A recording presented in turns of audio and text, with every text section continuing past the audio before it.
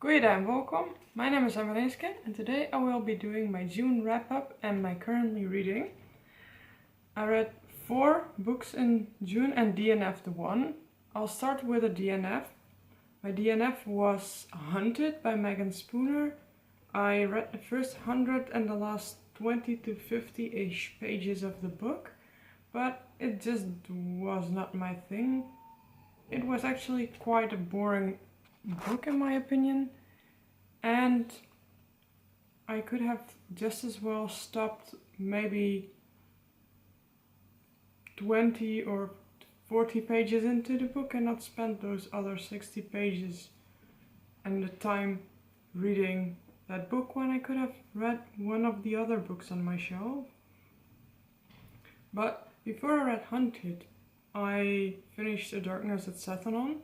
This is the 3rd book in the Rift Wars saga, so I'm not going to tell you a lot about the plot, but it's just, I believe, released in 1984 or 86, something around there. It's the 3rd book in a trilogy, the first book being Magician, which is this book, and where this book is a little bit more of a high fantasy type book, A Darkness at Sethanon. And also the 2nd book in this trilogy that's called Silverthorn, or more so very, very, very clearly epic fantasy. I really enjoyed it. It's a nice play on love. The 2nd book has a lot of the Sleeping Beauty vibes in it, and the 3rd book is what some people compare to a bit more of the Lord of the Rings books, but I have not yet read those, so I cannot say if the comparison is right or not. I believe I gave it 3.5 or 4 stars, that book. I would definitely recommend it if you like fantasy a lot, and if you are willing to, before you can read the shorter books, read about a book of about 700 pages. I believe this one is 700 or 800 pages long. Let's see. 841 pages. And that's only part 1. Then I read and finished in one sitting The Magician's Nephew. Chronologically, the first book in the Chronicles of Narnia, because I wanted a bit of nostalgia and decided to pick up the Chronicles of Narnia. I have to say, the first time I read it, I enjoyed it more. I still really like it, but it's maybe a 3-star book, and I think I will like the other books in the series better on a reread, because I also recently watched the Voyage of the Dawn Treader movie, and I actually quite enjoy the movie, even though I remember reading the book and thinking, oh my god, this character is so annoying, and this is such a repetitive, constantly the same story. I really like that movie. But now going on for the book that I will also have a full review for, most of it being probably spoiler free, but with some spoilery expectations and predictions at the end, is The Empire's Ghost, the book I got in my 2nd ever Magic Chest subscription box. This is an epic fantasy, a first in a trilogy, and I have to say, I liked it, and I see that it has a lot of potential. It started off on a rocky road, because I think also partly because the author is a debut author, so, you know, you could notice that, especially in the beginning of the book. It has all the feels as if the author wanted to go in every direction when writing the book, but at least after the prologue of 20 pages, it starts settling down a bit in a certain tone, and not as many characters are introduced at once anymore. Certain characters get amazing character development where other characters don't get that much of an amazing character development, but just either normal or very meh. It has also some great, very great quotes, as well as themes, motives and ideas behind it. And it is very, very political focused. The whole premise of The Empire's Ghost is we have a continent on a world where magic has gone, it has fled away, and in one of the countries the imperator or king, because however you're gonna call it, those people reign. So either if you call the person a lady or a lord or a king or an imperator or whatever, they are a king.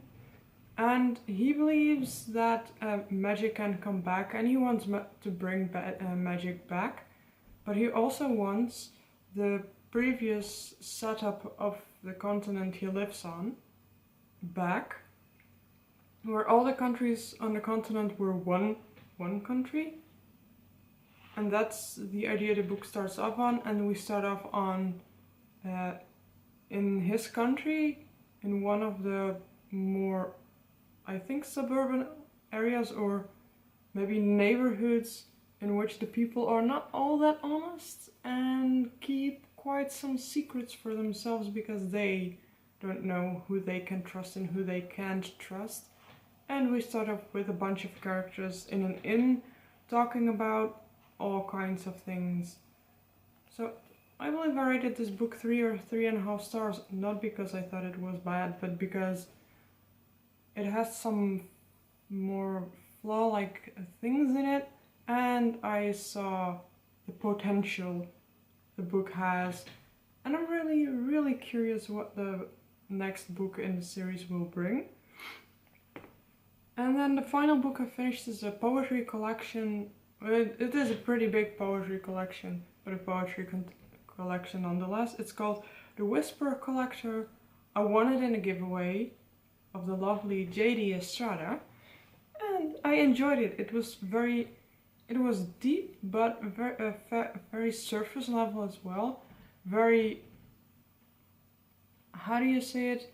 The poems are not very lyrical, but they are very expressive of feelings and emotions and maybe messages about the world around us and how people look at it and how you can look at it. It was a very strange read, something I really had to get into, but when I was into it, enjoy is maybe not the right word for big parts of that collection, because the themes of the poems are quite a bit dark, but it was a very good read. I don't know my exact rating anymore, but I think 4 stars, 4.5 stars, something like that. Probably 4.5 stars, because I remember something with a 1/2 star rating, and you are nowhere able to give 1/2 star rating, so it probably was a 4.5 star rating. But that was the last book I finished this month, or in June, which I find quite a shame, because I started like reading 4 or so other books, but not all of them I decided to go on with because I wasn't in the mood, and if I read only 3 pages, I am not considering that I'm currently reading that book. So we're now going to on with the books I am currently reading, starting with my physical copies. The first one is The Motion of Puppets. I started it 1/3 in approximately, and it is some bit darker than I expected. But what I find, it's written by Keith Donoghue, what I find intriguing and good in his books is that you get magical vibe from the mundane, like the world we live in, and the magical realism aspects, in this case living puppets and someone being turned into a puppet, are told so matter-of-factly that you almost think that the normal people that have nothing magical happen to them, that those people live in a magical world. It has some very mysterious, magical-ish vibes to it, and the magical world is normal, as if that is the world as it is supposed to be. It is written so intricately, and the book is a Hades, not a Hades, it's a retelling of Orpheus and Eurydice, or in other words, a retelling of a musician that plays so beautifully that a nymph falls in love with him because of his beautiful voice and his beautiful string play on his lute. But then Eurydice dies and ends up in Hades, and because Orpheus has a feeling he cannot live without her, he goes to Hades as well to get her back, and he finds her with Hades. And because he can play so beautifully, he gets one chance of getting his beautiful beloved Eurydice back. He has to lead her out of Hades without looking back.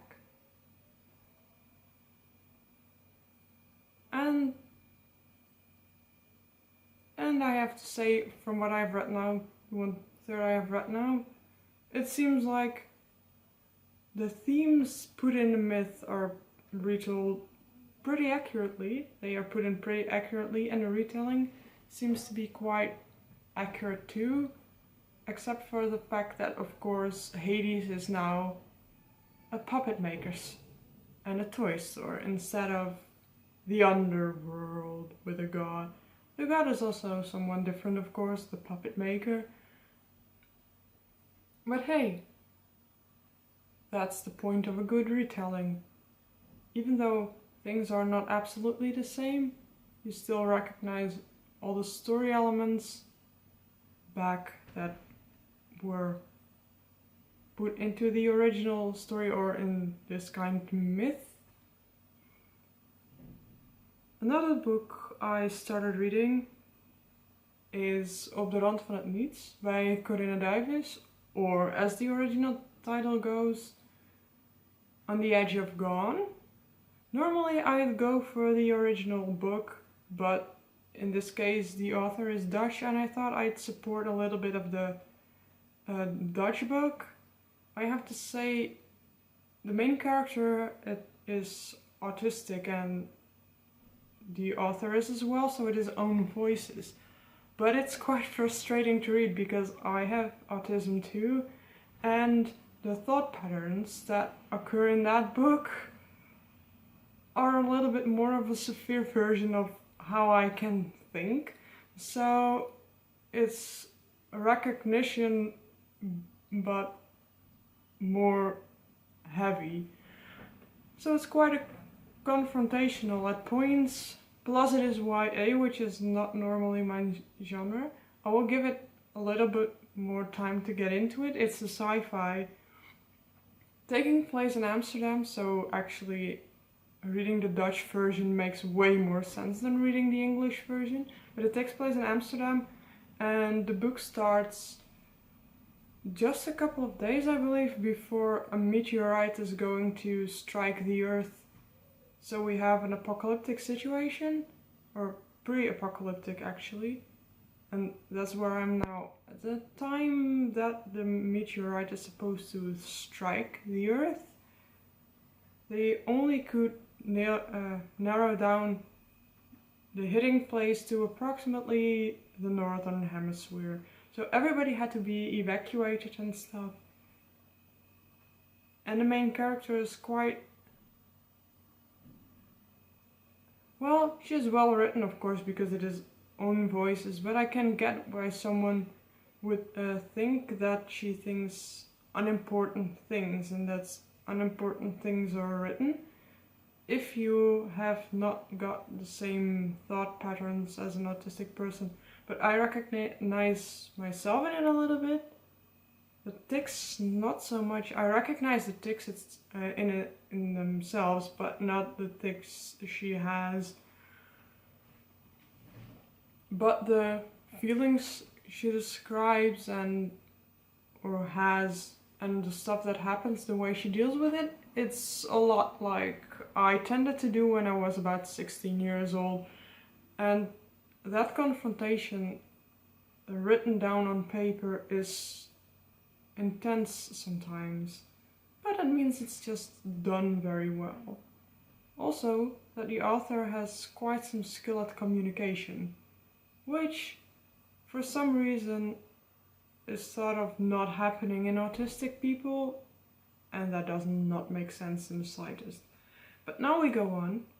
I could mention Centuries of June by Keith Donoghue because I started reading that, but I did not even get over 2 pages into the book, even though the first 2 pages already had some quite funny situations. I put it on hold and I'm going to restart it when I'm ready for it. But the other book I started and actually came further into, I would say, is J.D. Estrada's The Human Cycle, Only Human.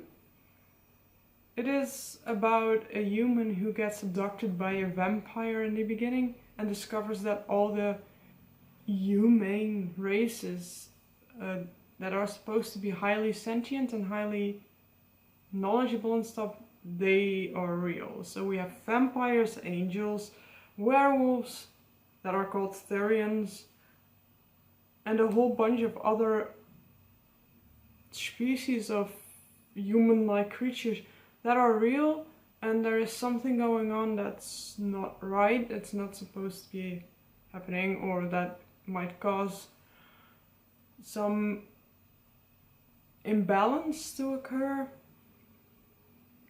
I have to say, I really enjoy it so far. It seems to be pretty, at least, yeah, it's pretty deep fantasy. It's nice to read, it's nice written, although I found some little grammatical mistakes, and in the beginning I had a feeling that it hit off on a bit of a rocky start. But hey, a book needs to begin somewhere. So I like it so later today. In any case, I almost wanted to close my video, but I thought of the fact that I also started listening to the radio play of The Hitchhiker's Guide to the Galaxy yesterday. Whoa, that thing is good. You can so hear that it is originally meant to be a radio play and not books. Of course, the books are just the transcripts of the radio play, and I had a book next to it when I started listening, but it's so well done, the effects are so good, and it's really enjoyable. It's way better and easier to understand when you're actually listening as opposed to reading the book. So I would definitely recommend doing that. I believe you can find free tapes of the radio play online, because originally they were broadcast on the BBC public broadcasting channel of the UK. So it is supposed to be public domain, and I could pretty easily find those tapes. So I would definitely recommend checking them out if you are into sci-fi or really want to know what A Hitchhiker's Guide to the Galaxy is about. This is then finally it for now. Thank you for watching.